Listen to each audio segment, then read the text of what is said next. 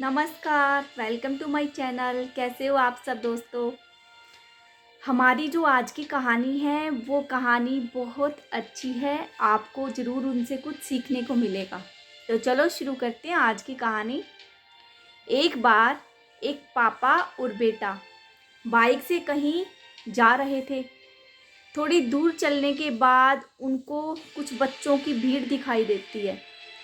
उनके जो पापा हैं वो बाइक से उतरकर देखते हैं और बच्चों से पूछते हैं कि तुम क्या कर रहे हो।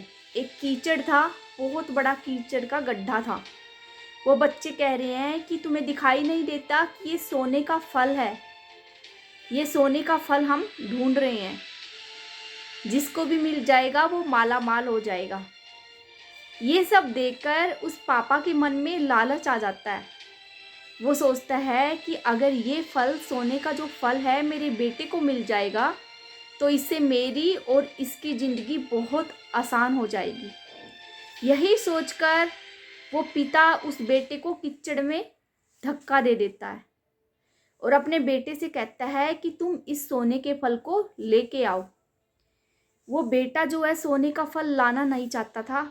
उसने कहा, पिताजी मुझे ये सोने का फल नहीं चाहिए, मेरे अलग से कोई सपने हैं, मैं उन सपनों को पूरा करना चाहता हूँ। लेकिन पिताजी ने हड़बड़ाते हुए कहा, नहीं, मैंने तुम्हारा भाषण नहीं सुनना, ना मुझे तुमसे कुछ पूछना, मैंने सिर्फ बताया है, जाओ और ये फल लेके आओ।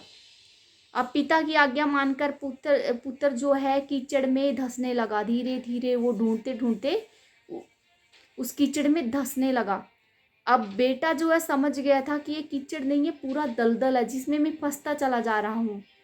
उसने अपने पिताजी को आवाज़ लगाई, पिताजी पिताजी पिताजी, बहुत दलदल है, मैं फंसता जा रहा हूँ। इस पर पिताजी ने डांटते हुए कहा कि नहीं, तुम बहाने बना रहे हो, और भी तो बच्चे हैं जो प्रयत्न कर रहे हैं, तुम ढूंढो और फल को लेकर आओ। वो बेटा बेचारा कीचड़ में और ज़्यादा मन लगाकर उस फल को ढूंढने लगा और पाने की कोशिश करने लगा। देखते देखते वो बेटा दलदल में धंसने लगा और हाथ पैर मारने लगा। देखते देखते वो दलदल में पूरी तरह से धंस गया और मर गया। अब वो उसका पिता बेचारा चिल्ला रहा, चीख रहा, वहीं पर बैठकर जोर जोर से रोने लगा। अब वो समझ गया कि मैंने अपने लालच में क्या किया, अपने बेटे को ही गवा दिया। वो रो ही रहा था कि थोड़ी दूर एक संत आते हुए दिखाई दे। उस साधु ने पास में आकर उस पिता से पूछा कि क्या हुआ, क्यों रो रहे हो। उस पिता ने कहा कि ऐसे ऐसे मैंने लालच में आकर एक फल देखा और अपने बेटे को धक्का दे दिया खुद के ही हाथों से और उसकी जान गंवा दी लालच के कारण। उस साधु ने उसको कहा कि कहाँ है फल। पिता ने कहा कि दिखता नहीं है, वो रहा फल। साधु ने कहा, अरे वो मूर्ख, देख तो लेता, तुमने थोड़े से लालच में आकर कुछ सोचा नहीं, समझा नहीं, अपना सब कुछ गंवा दिया। कम से कम ये तो देख लेते 2 मिनट ठहर के कि ये फल भी है या कुछ और। पिताजी ने पूछा कि क्या। बाबा ने कहा कि देखो, वो ऊपर जो पेड़ है ये उसका प्रतिबिंब है, उसकी परछाई है, असली फल जो है पेड़ के ऊपर लगा है। लेकिन तुम मूर्खों की तरह लोग कूदते जा रहे थे और तुम भी उनके साथ इकट्ठा हो लिए। तुमने 1 मिनट भी नहीं सोचा कि इस फल से ज़्यादा कहीं कीमती तुम्हारा बेटा है। तुम्हारे लालच ने उसकी जान ले ली। अब वो आदमी पश्चाताप करने के अलावा कुछ नहीं कर सकता था। तो दोस्तों, इस कहानी से हमें क्या शिक्षा मिलती है। इस कहानी से हमें यही शिक्षा मिलती है कि थोड़े से लालच के कारण हम कई बार अपनी औलाद को उसके सपनों से ओझल कर देते हैं। ये भी नहीं पूछते सामने वाले से कि बेटा तुम क्या चाहते हो, तुम्हारी क्या मर्जी है, तुम क्या बनना चाहते हो, जीवन में क्या करना चाहते हो। नहीं, हम सिर्फ अपने एक सोने का फल देखकर उसी में उसको कुदा देते हैं। तुम्हें ये बिजनेस है, यही संभालना है, ये करना है, इस जॉब की तैयारी करनी है।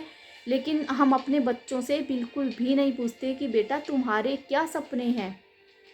तो मेरी आप सबसे यही अपील है, अपने बच्चों को समझे, उन्हें थोड़ा बहुत अपनी बातें रखने का समय दें कि वो आपको समझा पाए अपने शब्दों में कि वो क्या करना चाहते हैं। थोड़ी देर उस पापा वाले डर को साइड में रखकर अपने बेटे के दोस्त बनकर उससे पूछे और उसे सही गाइड करे। कहते हैं कि गुस्से में और लालच में इंसान अपनी बुद्धि को खो देता है, और जो वो खोई हुई बुद्धि है, विपरीत बुद्धि होती है, वो विनाश का कारण बनती है। काश वो अपने बेटे की बातें मान लेता कि उसको वो फल नहीं चाहिए था और वो घर चले जाते, लेकिन नहीं।